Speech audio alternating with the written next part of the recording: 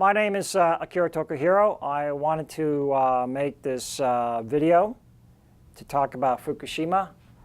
It's really a proposal, a presentation that to propose at Fukushima Daiichi. As you know, there was a nuclear power accident, actually at 3 units at Fukushima Daiichi nuclear plant site on March 11th, 2011, or about 2.5 years later. The proposal is really to make Fukushima Daiichi an international cleanup site, and have some slides, and want to give credit to my graphic designer, Scott Cosgrove. All right, so Fukushima, the accident and the aftermath, it's been in the news for well over 2.5 years. This summer and into this fall of 2013, we see a number of news reports. I just picked some that I think were kind of hit home. You saw that Tokyo was selected to be the 2020 site for the Summer Olympics. And then at the same time, you saw a picture of the Prime Minister and the Mayor of Tokyo celebrating on the selection of Tokyo as the site for the 2020 Olympics. But at the same time, you've heard a lot about the leakage problems that the Tokyo Electric Power Company, TEPCO, has had a very hard time managing. So it says, one of the headlines says, "Crisis at Fukushima Unit 4 demands a global takeover." Okay, so we've been hearing a little bit more about that the international community needs to get involved. Okay, so another one is by New York Times reporter Martin Feckley. He's based actually in Tokyo. Near Fukushima, a human crisis quietly unfolds. Yeah, the human tragedy, the story of the victims or the plight of the victims is still is slowly being forgotten, but it's still there. It's not going to go away. Okay, even if we look the other way. Okay, the Prime Minister Abe of Japan said that the situation, he has the government and is working with TEPCO and has the situation under control. But slowly the data in terms of, like, for example, the fish that have cesium content in them are really questioning that whether the situation is under control. So fish data belie Japan's claim on Fukushima. And then so that's starting to question some of the things. What does it mean to have it under control? I think that's a subjective statement. So to some, it's far from under control. Okay, the last one is the Director General of the IAEA, who also happens to be Japanese, says it's encouraging that Japan should consider or request international collaboration for help at Fukushima. A few more other articles. Friday Fish Wrap. Is Fukushima radiation harming the food chain? It's certainly into the radiation has contaminated the food chain, and that situation needs to be monitored as well. And the last story here, the samurai and the survivors of Fukushima. There was a really, I talked about the plight of the victims. There was a gentleman, 102 years old, who committed suicide, a senior citizen, a centenarian in Japan, who committed suicide before he was evacuated after the accident. So you have some human tragedy stories that are being forgotten, slowly forgotten. Okay, more stories, news stories about the leak, about no decision on disposal sites for contaminated waste. There's liquid waste that's going into the ocean that's getting a lot of press. Water flows, contaminated water flows into the Pacific Ocean. But there's also a lot of solid waste in garbage bags. I have a slide here with solid waste, contaminated hay bales and so forth. A lot of solid waste from the tsunami and the earthquake damage. Afterwards, the radioactive fallout that covered wood and bent metal and trash. That's all in plastic bags, and there are mounds and mounds of that. So that needs to be dealt with. And then finally, recently, Prime Minister Abe has asked for international help.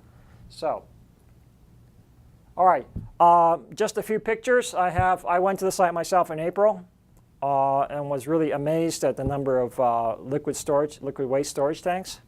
And here's a picture. There's a picture here looking outward into the Pacific Ocean of all the tanks that they have. They're going to run out of room. Okay, you can't just keep putting contaminated wastewater in tanks and building more tanks to put water in. Okay, there's always, with the runoff from the underground water, the aquifer water that flows from the mountains into the sea, past the plant, and the water, contaminated water that you're generating from cooling the plant. Yeah, you're gonna run out of room. There's not enough tanks that you can build to contain all that. Okay. So, a picture of Prime Minister Abe visiting the plant. He went there on September 19th this year. He's the guy in the full suit, but with a red hard hat. Is the Prime Minister.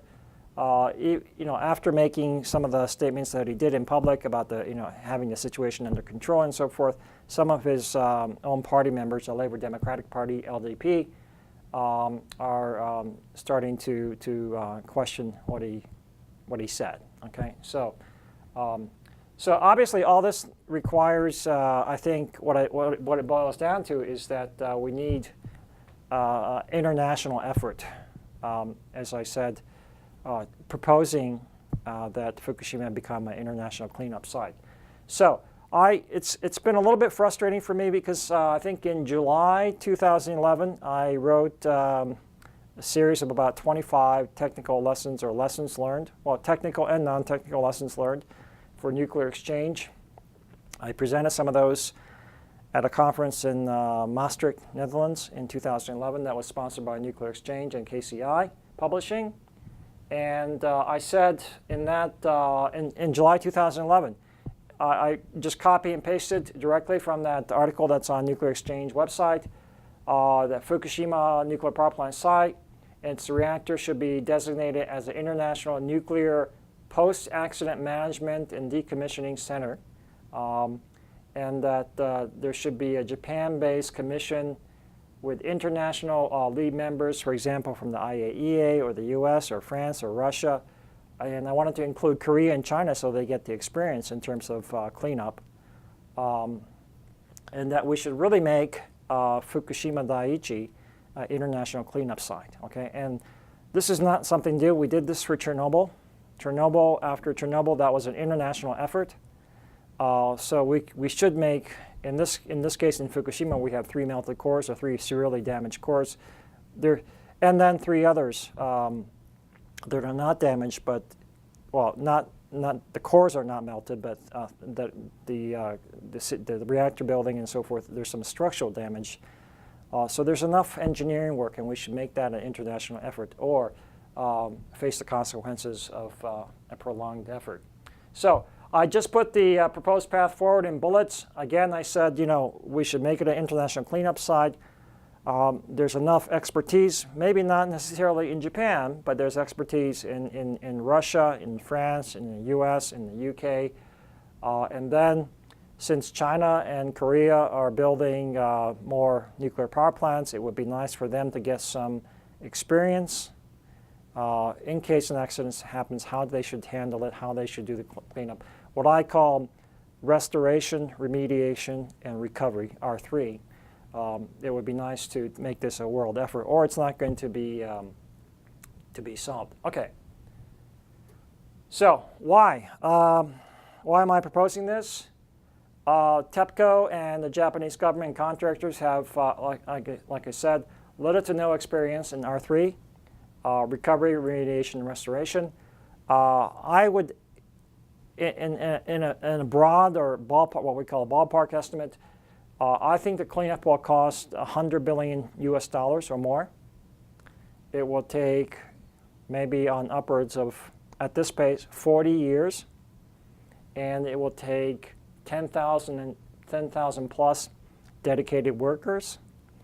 And that also means that you have to also monitor the health of those 10,000 workers, okay? So it's a tremendous effort that you have to make, okay? With each passing day and closer to, each day, one day closer to Tokyo 2020 Olympics, I think, there will be increasing doubt based on the perception, not on the fact, all right, on the safety of the games, okay? So we tend to work on public opinion is about perception, okay? It's not about fact, right? So what people fear is the part of the perception, right? So and then the Tokyo 2020 Olympics is unfortunately not the Fukushima 2020 Olympics, okay? So what I meant to say there is that the plight of the victims is being forgotten because it is not Tokyo. Okay, that's very unfortunate. Okay. The other thing that's on a broader context, I said a Japan that is recovering from the earthquake, the tsunami, and the nuclear power plant accident has security implications for the U.S. and Asia Pacific. That's I think it's going to become clear. As of today, nuclear energy is still part of our part of the global energy portfolio. This whole issue with the accident has brought energy to the forefront of a lot of countries as something that really needs to be seriously considered. Okay, we are still not conserving energy. We just think it should be cheap and abundant and accessible on demand. So we're not talking about energy conservation. Energy conservation is not making headlines, okay? And thus, that's impacting the future of our planet and our children, okay? We're digging in our backyard for oil and natural gas and so forth. So these are about 6 reasons why that we should really make Fukushima a international cleanup site. Okay. I'm happy to take your questions. I have an email address there on the slide. And I wanted to tell you at the very end who I am. So I'm a professor of mechanical and nuclear engineering at the University of Idaho. I was born in Tokyo but educated in the United States. I have 20 years of international nuclear energy R&D experience. Research and teaching experience in both in Switzerland, also in Japan. I have been to the plant, the Fukushima Daiichi plant. I have been also visited some of the devastated areas outside the plant. So I think I have a bit of a sense of what's going on there. I would like to go as often as I can, but I have 2 pictures from my first visit on the slide. But in closing, yeah, it's been frustrating for me to have already, appealed maybe to a very small community that Fukushima needs an international effort to clean up. And I'm saying again, and making this video to say that that really needs to be Fukushima really needs to be an international effort in terms of cleanup, or it's going to take onwards of 40 years to get it completely done. So thank you very much. Hope to hear from you. Thank you. Bye-bye.